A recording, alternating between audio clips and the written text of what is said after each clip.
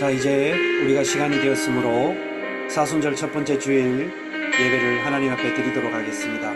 오늘 예배는 우리가 사도신경과 설교의 선포로 함께 예배하도록 하겠습니다. 먼저 우리 다 함께 공동체가 함께 합하여 사도신경으로 예배로 나아가도록 먼저 신앙을 고백하도록 하겠습니다.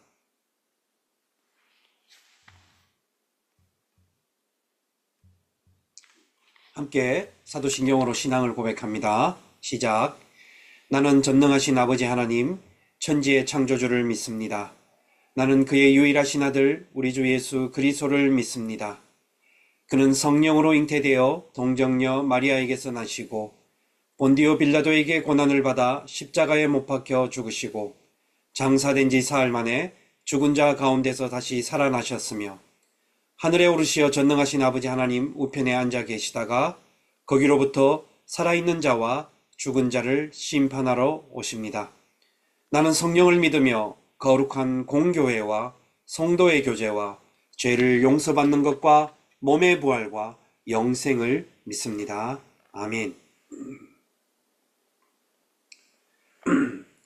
이 시간 우리가 오늘 사순절 첫 번째 주일 하나님께서 우리에게 주시는 말씀은 마가복음 1장 9절에서 15절입니다.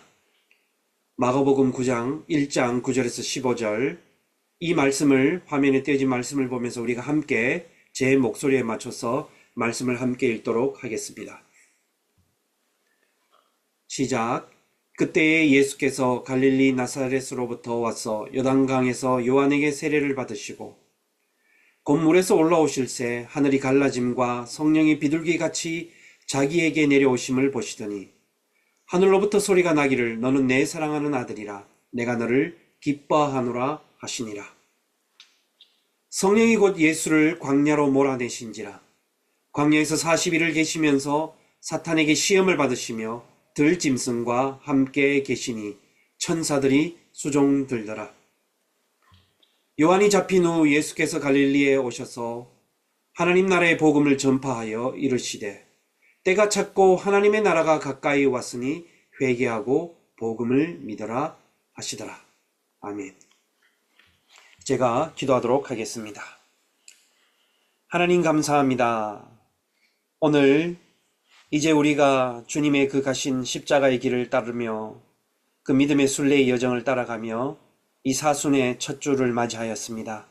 하나님, 우리 인생이 한치 앞을 내다볼 수 없고 앞을 알 수도 없고 많은 것들로 인하여서 우리 생각이 때로는 복잡해지고 알 수 없는 그런 상황 속에 놓여 있다 할지라도 그 속에서도 끊임없이 하나님께서 주시는 그 말씀과 하나님의 나라의 그 의미를 발견하게 하시고 변치 않으시고 인도하시고 돌보시고 채우시는 우리 주 하나님의 그 끝까지 인내하심과 우리를 향하신 그 사랑을 우리가 간절히 간구하며 부르짖으며 찾고 나아가도록 인도하여 주시옵소서. 하나님, 오늘 우리가 주의 말씀 앞에 설 때 하나님의 놀라운 임재하심을 통해서 우리의 연약함과 죄됨과 여러 가지 모든 것들이 변화되게 하시고 주께서 부르심에 우리가 내려놓고 회개하게 하시고 진정으로 주님의 날을 맞이할 수 있도록 인도하여 주시옵소서.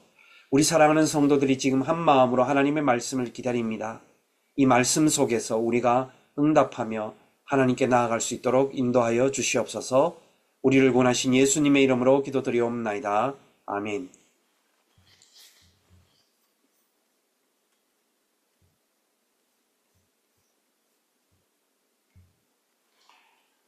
할렐루야. 이 시간 우리가 사순절 첫 번째 주일을 맞이하면서 오늘 함께 말씀을 보도록 하겠습니다.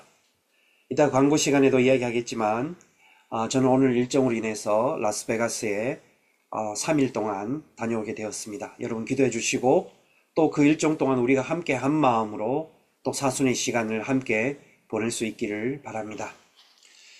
오늘 하나님께서 우리에게 주시는 마가복음 1장 9절에서 15절까지의 말씀을 통해서 함께 이 사순의 첫 번째 주일 말씀을 여러분과 나누도록 하겠습니다. 말씀이 선포되어질 때에 하나님의 은혜와 하나님의 임재하심과 하나님의 주권이 우리 모두에게 함께 하시기를 주님의 이름으로 간절히 기원하고 바랍니다.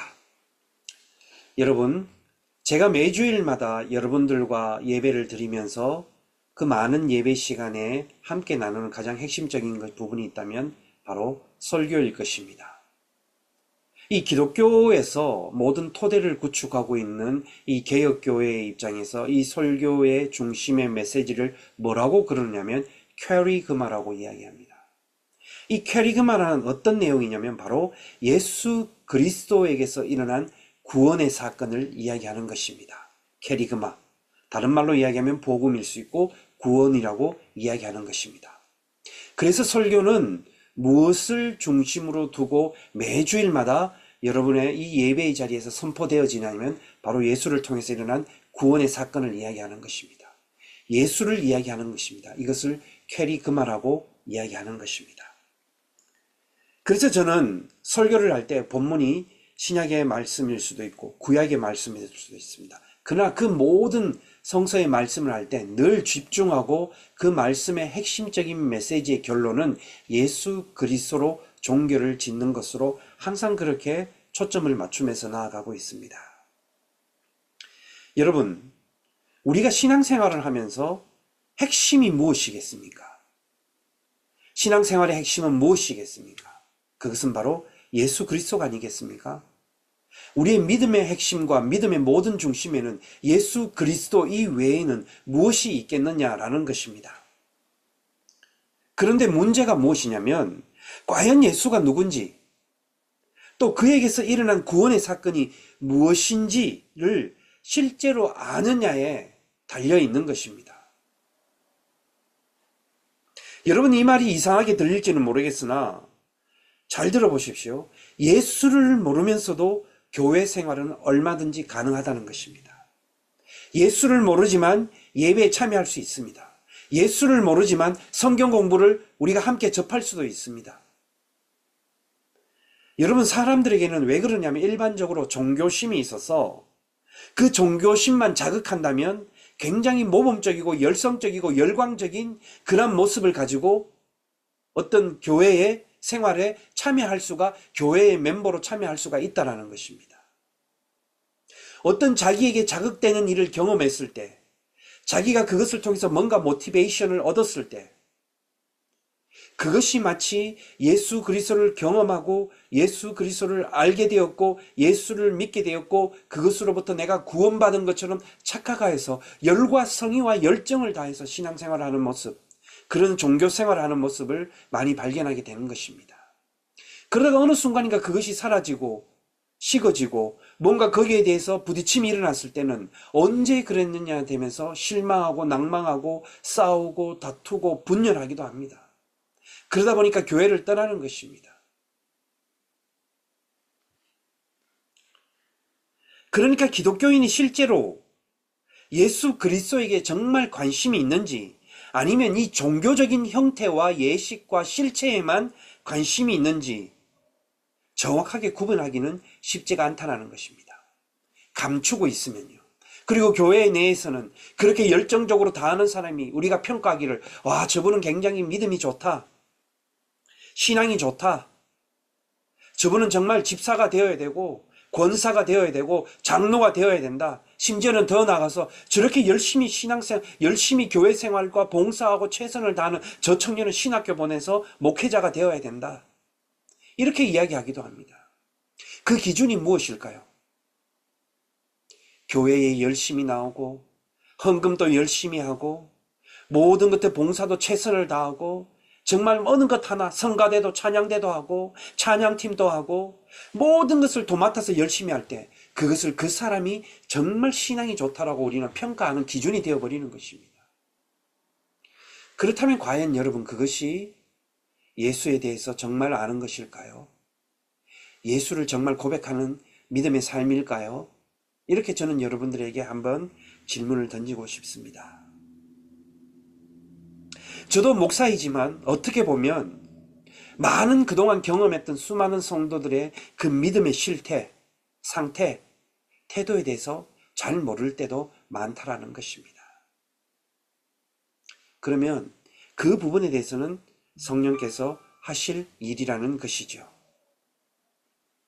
그러면 저의 입장에서 보면 저는 저에게 기회가 주어지는 대로 여러분과 함께 예배하고 여러분과 함께 믿음이 무엇인가를 나누고 여러분 앞에 하나님의 말씀을 받아서 준비하여서 선포하고 말씀을 나누는 것에 저는 최선을 다하는 것입니다.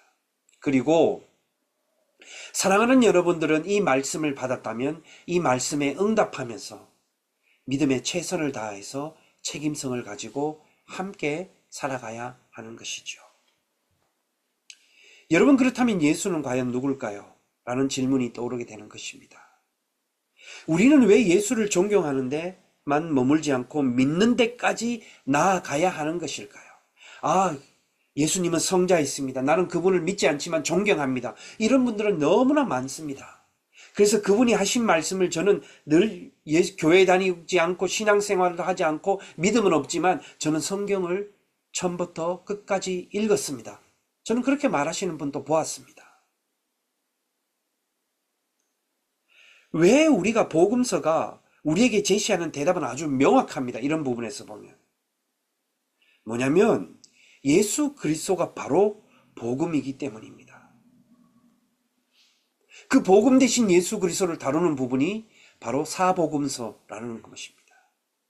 마태복음, 마가복음, 누가복음, 요한복음, 이 복음서들이 예수 그리스도가 구원이요 복음의 핵심이고 복음이라는 것을 우리에게 알려주고 선포하고 있는 것이지요. 이 예수의 공생애를 다루는 사복음서, 이것을 복음이라고 합니다. 이 헬라어로 이야기한다면 요한겔리온이라고 이야기하죠.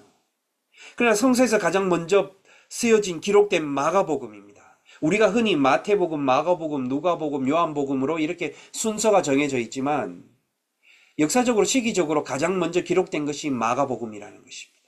성서의 가장 신약의 기원의 큐 복음을 이어받아서 그것을 기록한 것이 마가복음입니다.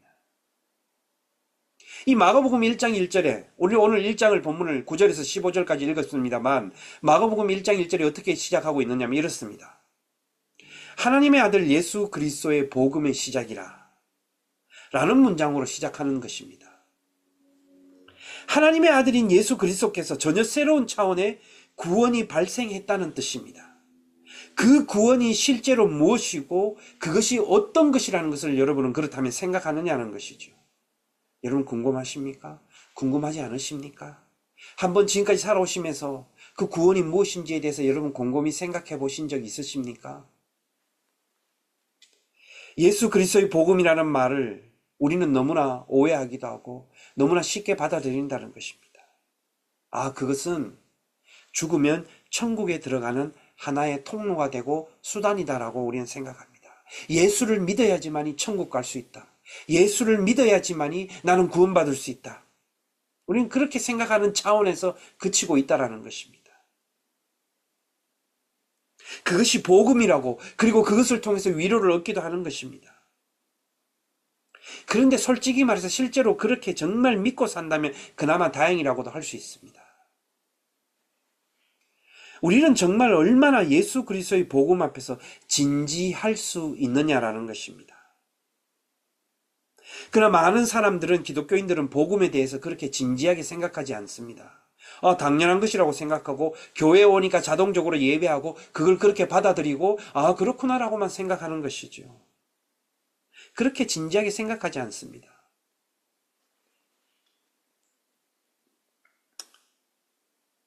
여러분의 가족들이 남편과 아내가 하루의 일과를 마치고 만났을 때 주로 많이 나누는 대화의 내용이 무엇입니까?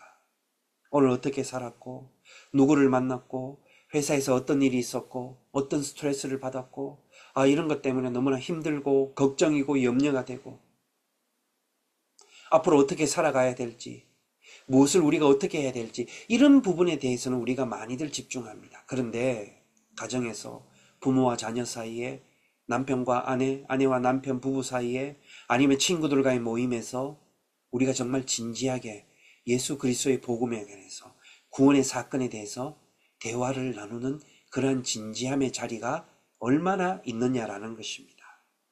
아마 오히려 이런 이야기를 나누면 그 자리가 분위기가 깨어지고 더 어색해지지 않을까요? 왜 이렇게 되었을까요? 이유는 여러 가지가 있겠으나 가장 결정적인 이유는 제가 생각하기에는 그 예수 그리스도의 복음에 대해서 실제적으로 우리는 관심이 없다라는 사실입니다. 여러분, 이것이 사실이 아닐까요? 솔직히 말하면. 그렇다면 예수 그리스도의 복음이 무엇일까요? 그 복음의 컨텐츠가 뭐냐라는 것입니다. 오늘 설교의 본문 중에서 세 번째 단락이라고 말할 수 있는 1장 14절과 15절에 이렇게 되어 있습니다. 갈릴리에서 복음을 전파하시다라는 소제목이 붙어져 있습니다. 이 갈릴리에서 복음을 전파하시다. 그 14절, 15절 위에 읽다 보면 성경에 그런 제목이 붙어져 있습니다. 요한이 잡힌 후에 예수께서 갈릴리에 오셔서 하나님의 복음을 전파했다라고 말하는 것입니다. 그 하나님의 복음을 15절에서는 이렇게 말씀하고 있습니다. 제가 읽어보겠습니다. 이르시되 때가 찼고 하나님의 나라가 가까이 왔으니 회개하고 복음을 믿으라 하시더라.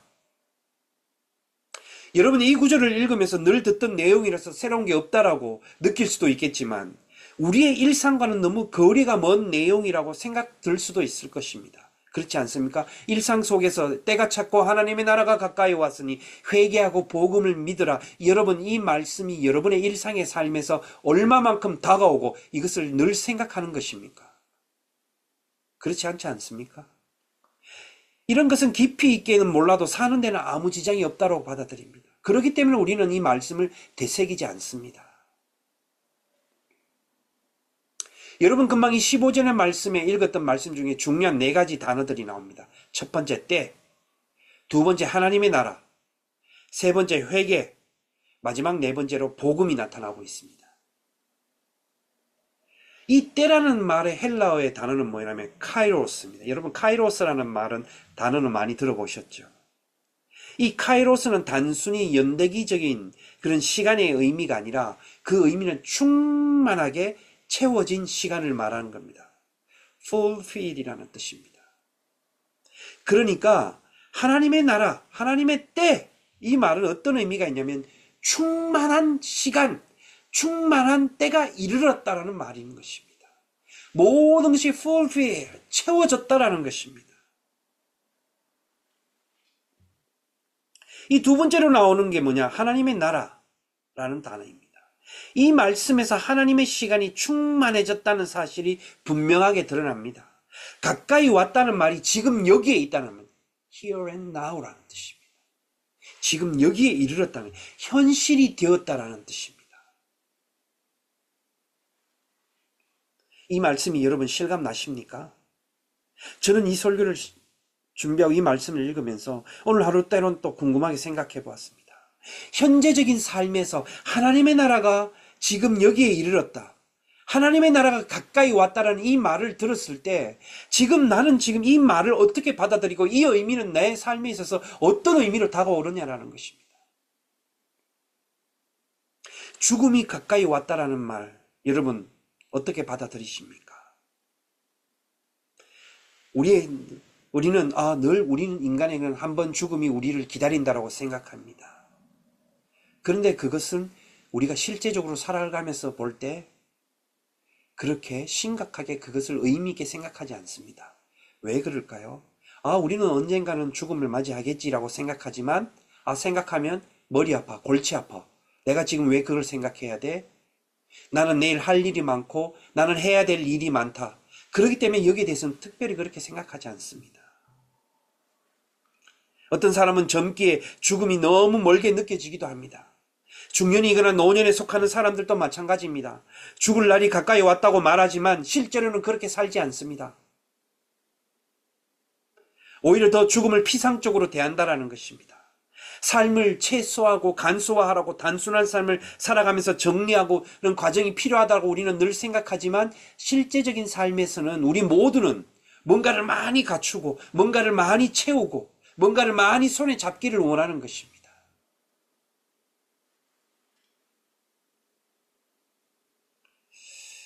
근데 중요한 것은 여러분, 우리는 끊임없이 준비하는 것이 필요합니다. 오히려 우리가 죽음을 준비하는 것이 더 우리의 삶을 더 living well 한다는 겁니다. dying well, prepare, dying well, 오히려 더 living well. 죽음을 진지하게 생각하고 고민할 때 우리의 삶은 더 건강하고 더 풍요로운 삶을 산다는 의미입니다. 이 말과 마찬가지로 우리는 하나님의 나라를 깊이 생각할 수 있어야 되는 것입니다. 또 지금 여기에 가까이 온 하나님의 나라에 대해서 우리는 준비되고 예비될 수 있어야 하는 것입니다. 다른 말로 표현한다면 우리는 하나님 품에 안기는 연습을 해야 되는 것입니다. 또 다른 말로 이야기해 볼까요? 앞에 죽음에 대해서 제가 예를 들었지만 우리가 그걸 준비하면 준비할수록 우리의 삶이 굉장히 정리가 되어지고 질서 있는 삶을 사는 것입니다.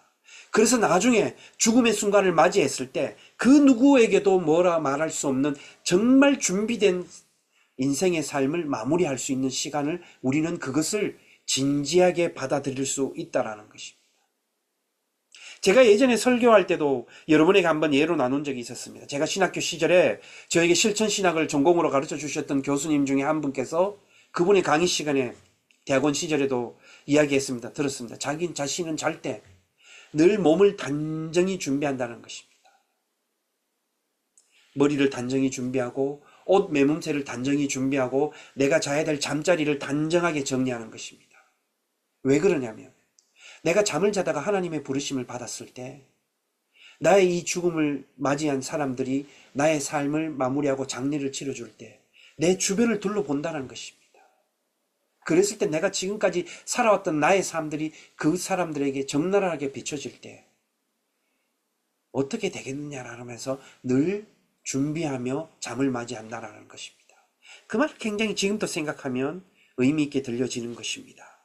이 말은 뭐냐면 준비하는 것입니다.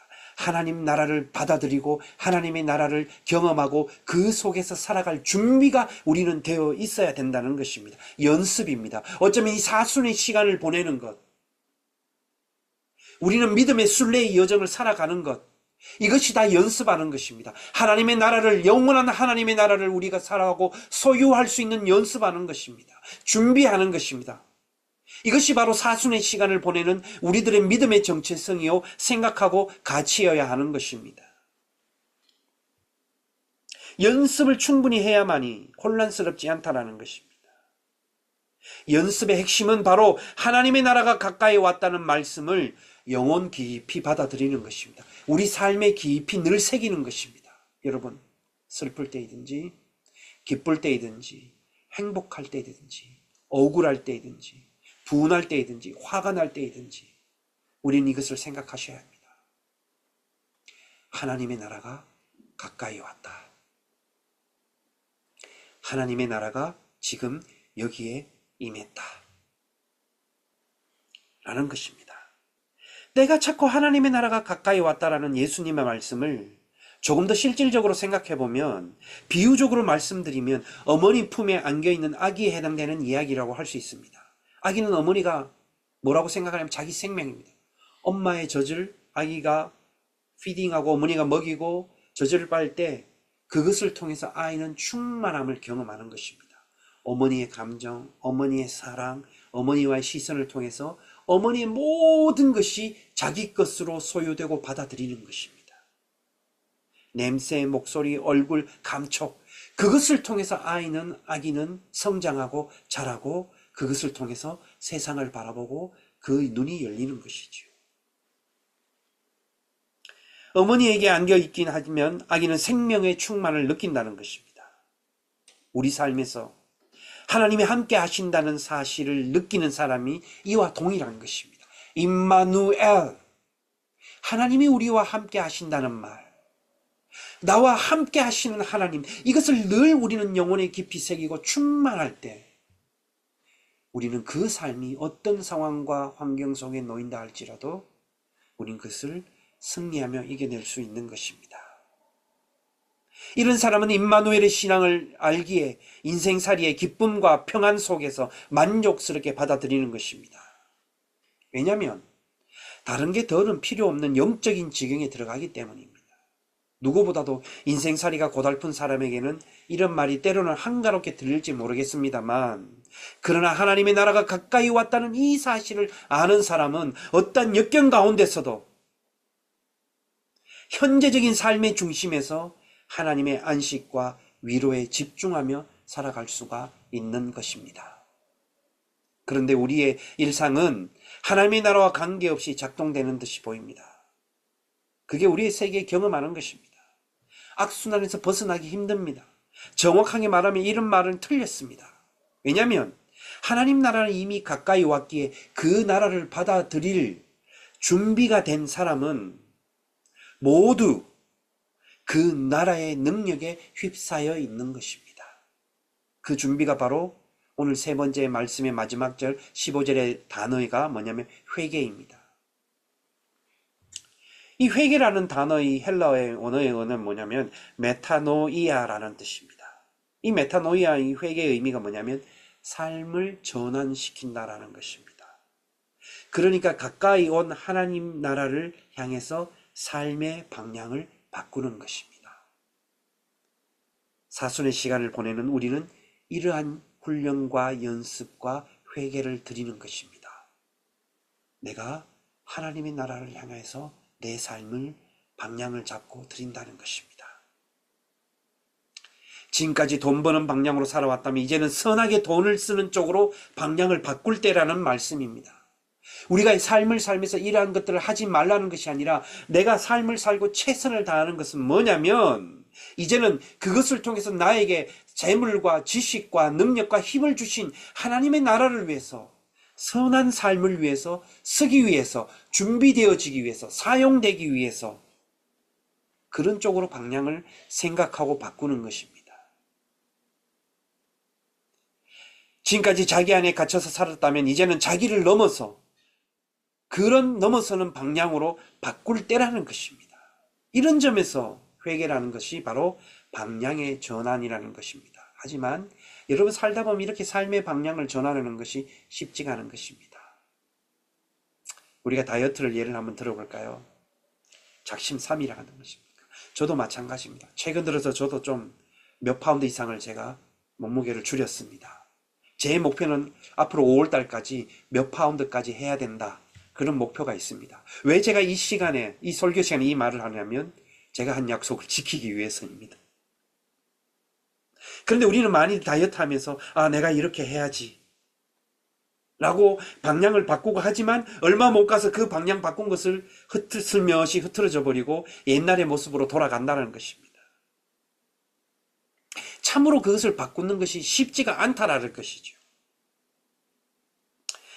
오늘날처럼 이렇게 살벌하고 척박한 현실에서 우리의 일상의 삶에서 회개라는 것이 참으로 어떻게 보면 제가 생각할 때 정말 불가능한 것일 수도 있겠구나라고 생각이 들 때도 있습니다.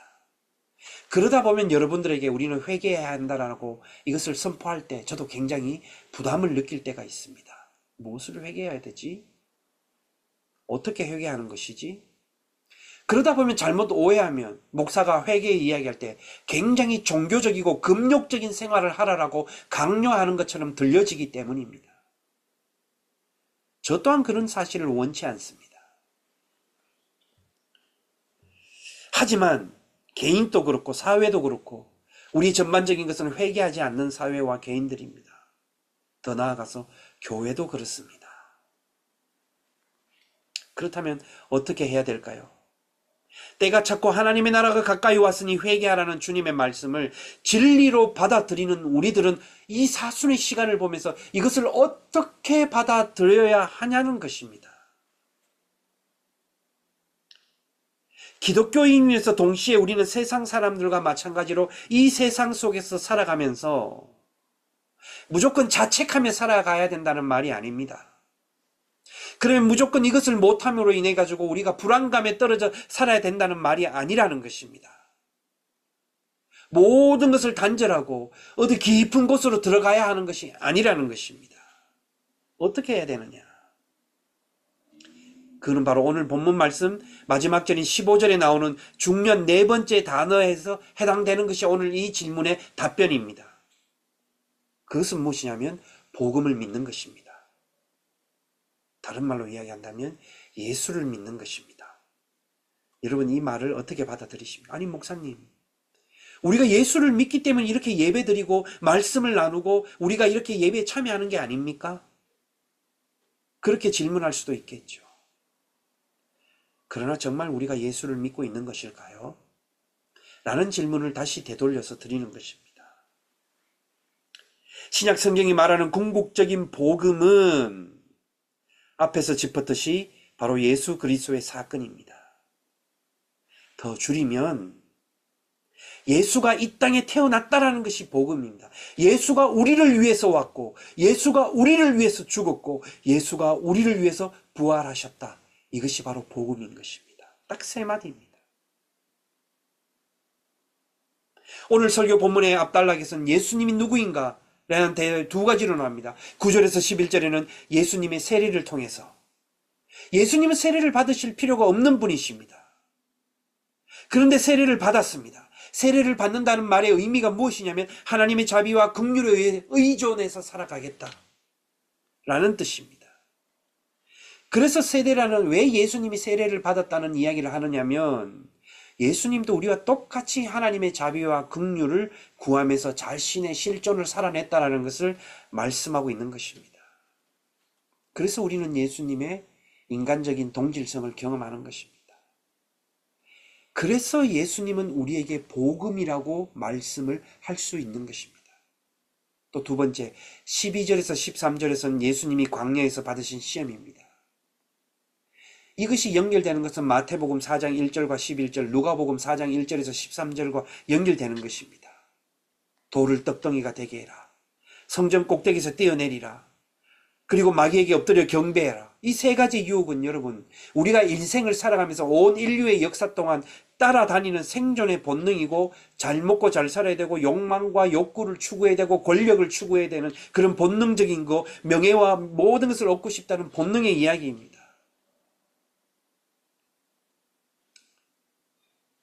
때로는 이것이 정치적이고 경제적이고 사회적인 욕망이 다 드러나는 것입니다. 그렇다고 이것이 나쁜 것은 아닙니다. 이런 욕망으로 인간의 문명과 역사가 발전해왔기 때문입니다.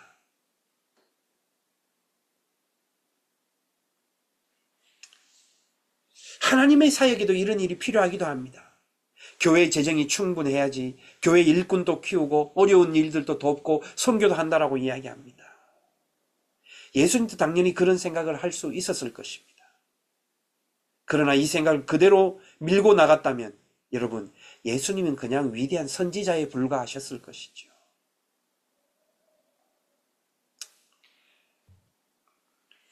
하나님의 아들인 예수께서 세상에 와서 우리를 위해서 십자가에 처형당했으며 죽은 자들 가운데서 부활하신 이 사건, 이 복음, 그것을 통해서 우리가 하나님께로부터 생명을 얻었다는 것, 이것을 받아들일 때만이 우리가 우리의 삶이 구원의 삶, 예수를 믿는 삶으로 방향이 전환된다라는 것입니다. 우리는 예수를 통해서 하나님으로 충만해졌다는 사실을 이제는 공감해야 되는 것이고, 받아들이고 하나님의 나라가 우리의 일상에 가까이 왔다는 사실을 우리는 늘 실감할 수 있도록 이 말씀을 되새기면서, 이 사순의 시간을 보내면서 말씀을 늘 묵상하고 되새겨야 되는 것입니다. 주님, 나의 복잡하고 번잡하고 두렵고 떨리고 염려되고 복잡하고 평안이 없고 질서가 없는 이 삶에 하나님의 나라가 임하시고, 이 하나님 나라 안에서 내가 구속함을 받아서 구원의 능력 안에서 담대하게 주저함 없이 믿으며 선포하며 나아갈 수 있도록, 주여 당신의 나라의 복음 안에서 살아갈 수 있도록 죄 없고 죄 많고 믿음 없는 저의 영혼을 흔들어 주시고 깨워 주시고 주의 성령으로 저를 다시 한 번 더 회복시켜 주시옵소서. 이것이 사순의 시간을 보내는 우리들의 믿음의 고백이고 간구와 기도의 삶이어야 되는 것입니다.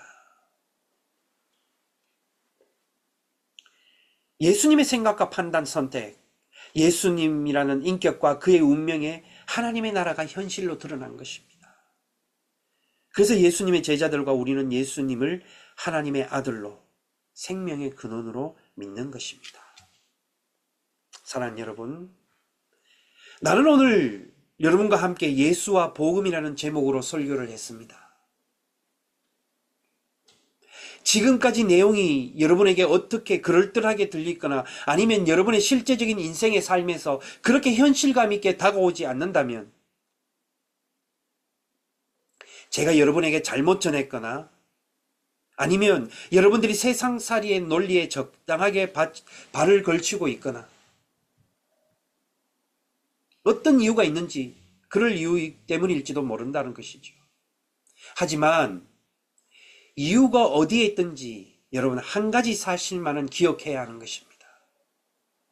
우리 인류의 역사에서 아니 우주의 대역사에서 가장 기쁜 소식은 예수가 우리 가운데 오셨고 예수가 우리를 위해서 죽으셨고 예수가 우리를 위해서 다시 사셨다는 바로 복음인 것입니다. 오늘 사순의 첫 주를 맞이한 우리들 그리고 이제 또 한 주간이 시작되는 오늘 이 시간 이후부터 여러분 하나님의 나라와 회개와 복음과 때와 시간이 지금 우리 가운데 임했다라는 사실을 믿음이시면서 이번 한 주간도 사순의 시간을 여러분 그 안에서 질서 있게 보낼 수 있기를 바랍니다. 기도하겠습니다.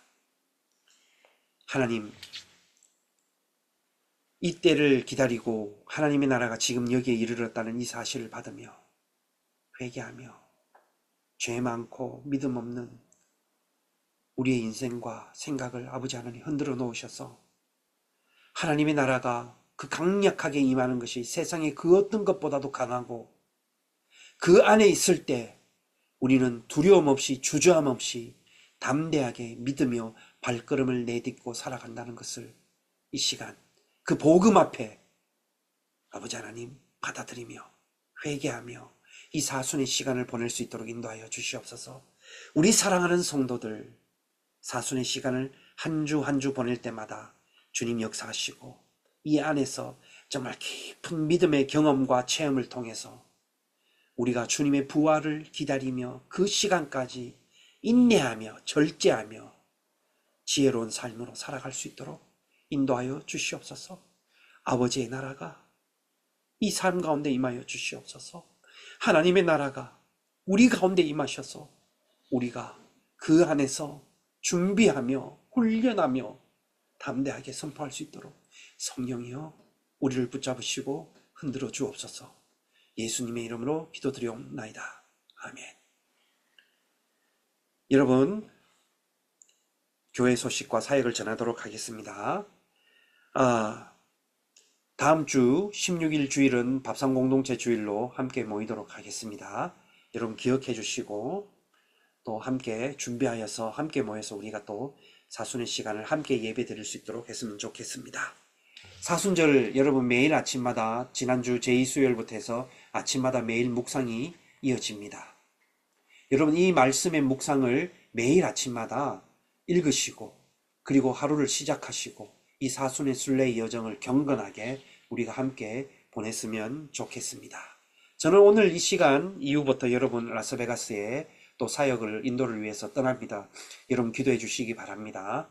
이것을 통해서 또 우리 교회가 더 확장되고 세워지고 하나님 나라에 귀하게 쓰임받는 도구가 될 수 있도록 또 함께 동참해 주시고 기도해 주시기 바랍니다. 그리고 오늘 여러분 이 사순의 시간 동안 예배 드리고 또 매일 할 때마다 여러분 늘 생각하시면서 오늘 드리는 예배를 통해서 드려지는 헌금도 함께 모으셔서 우리 밥상공동체 때 함께 와서 하나님 앞에 드리도록 하겠습니다. 그리고 우리가 선한 사마리아 헌금 25센트의 기적을 매주일마다 여러분 실천하고 계실 것입니다. 제가 또 지난주에 사순절 묵상을 통해서 행동에 대해서 실천하라. 예수님께서 너희가 직접 행하라고 말씀하신 여러분 기억하실 것입니다. 메시지를. 그 글을 통해서 우리가 이 작은 것을 통해서 이웃을 돕고 우리가 주님께서 준비된 대로 섬기고 또 그것을 위해서 하나님 나라를 선포하는 것입니다. 그리고 이 사마리아 헌금은 부활절날 우리 함께 드리도록 하겠습니다. 자, 여러분 제가 축도함으로 오늘 예배를 모두 마치도록 하겠습니다. 지금은 우리 주 예수 그리스도의 은혜와 살아계신 하나님의 그 권능과 성령의 임재하심이 때가 찼고 하나님의 나라가 가까이 왔고, 그래서 그 하나님 나라 안에서 우리가 회개하고 우리 모든 삶의 방향을 하나님의 나라로 전환하여서 이제는 생명의 근원 되신 예수 그리스도를 통해서 우리의 삶을 온전히 드리며 기쁨으로 충만하게 담대히 나아가기를 원하는 우리 모든 공동체와 성도들의 가정과 삶의 모든 발걸음 위에 지금으로부터 영원토록 함께 하시기를 간절히 축원합니다. 아멘.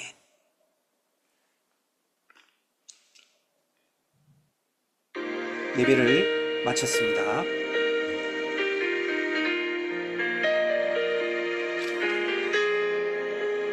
사순절 첫 번째 주일 이 끝난 여러분, 첫 번째 주일 예배를 마치고 여러분 각자의 삶으로 이제 흩어지셔서 여러분 하나님의 나라 가운데서 여러분의 삶과 가정의 모든 자리에 하나님의 나라가 임했음을 믿으시면서 선포하면서 담대히 나아가는 이 한 주가 되시길 바랍니다. 각자의 삶으로 흩어지시기 바랍니다.